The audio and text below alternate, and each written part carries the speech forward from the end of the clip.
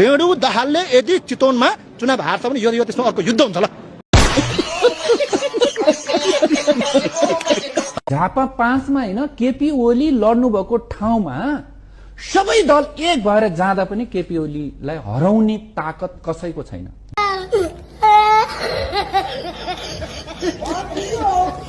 उसले चुनावै लड्दैन।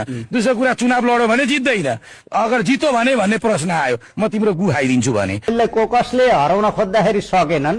अब बालेन शाहले केपी शर्मा ओलीलाई हराउने यो आकाश खसे के होला जस्तो कुरा नगर्नुस् के ऋषि।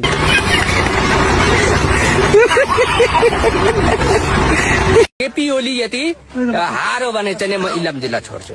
झुटा कुरा होइन। बालेन शाहले झापा 5 बाट जित्यो भने 30,000 खसी मैले दिने भाइ।